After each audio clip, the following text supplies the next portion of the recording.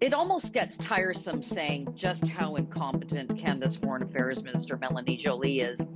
But here she goes one more time. Hello, I'm Adrienne Batra. With me is Brian Lilley.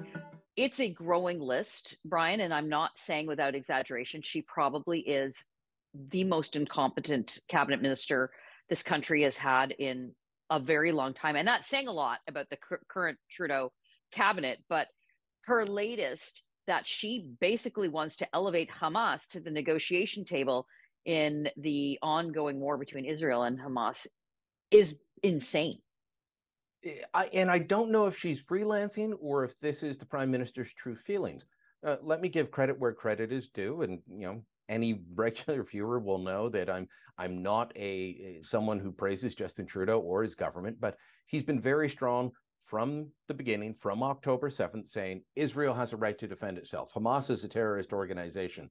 He has called for humanitarian pauses, but that's mostly what our allies are also calling for. Okay, we need a pause so that we can get aid in, so that we can get civilians out, so we can get foreign nationals out. That all makes sense. He did slip once and say a ceasefire, though.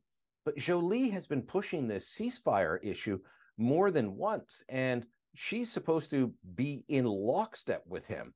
Now, I don't know if they talk a lot or if they don't. Again, is she freelancing? Stephen Harper used to speak to his foreign affairs ministers almost daily when there were big issues going on. And I've heard that Trudeau barely talks to his cabinet ministers at all, even his foreign affairs minister. So who knows what's happening here? But it doesn't look good to have Joly saying, let's have a ceasefire, let's have a detente, and let's have Hamas at the negotiating table with Israel and Qatar on how to go moving forward. Well, I don't know how you negotiate with an organization whose opening and closing position is you should all die. The long list of failures by her department, this is too critical of a time. This is too important of a situation to have someone who is either freelancing, we don't know, isn't reading her brief, or isn't competent enough to understand or appreciate the implications of just saying that one thing, that a detente is something that we should be looking towards. I appreciate the fact that Canada doesn't have its gravitas on the global scale as it used to, but it just hands Hamas that propaganda tool that they are always looking for, saying, hey, look, even Canada says we should talk. It's insane. Yeah, detente is what we had with the Soviet Union during the Cold War. It was the West versus the countries behind the Iron Curtain.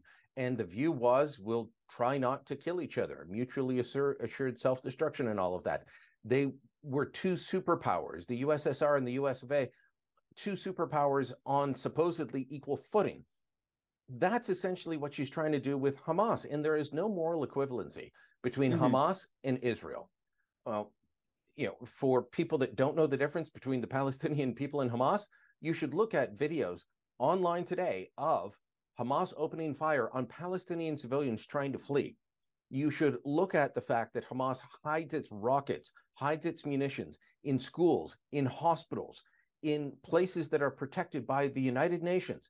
That's where they hide their munitions. Why? So that they can declare it a war crime anytime Israel takes out one of their firing positions. This is a group that doesn't believe they should be protecting their civilians. One of their leaders was asked about that in an interview. The same guy that goes on TV and in Arabic says, we will continue to attack until they're all gone. And then in English says, oh, we want a ceasefire. The same guy was asked about protecting civilians. He said, it's not our job. It's not our job. It's up to the UN. These people are refugees, so it's the UN's job to protect them. We're there to fight Israel. How do you put Israel and Hamas on the same moral footing, on this moral equivalency between the two, when those are the very divergent positions? When Israel kills civilians, it is due to collateral damage of an act of war.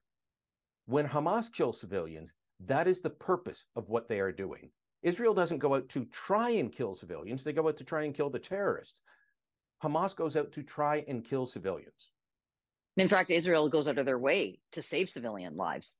I just want to ask, though, quickly, is Joly projecting something that the government maybe wants to say? Or is this something where if Trudeau doesn't actually talk to his cabinet ministers, perhaps as often as he should, is this one time where his office is going to call her office and say, stop it? Or does this just go unchecked, unaccountable as everything else does with the Trudeau Liberals?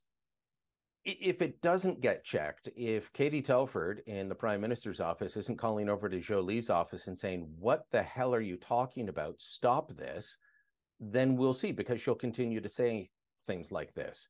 If the PMO cracks the whip and says, get in line, that's not our policy, then Joly's message will change. But you described her as one of the worst cabinet ministers ever in recent memory.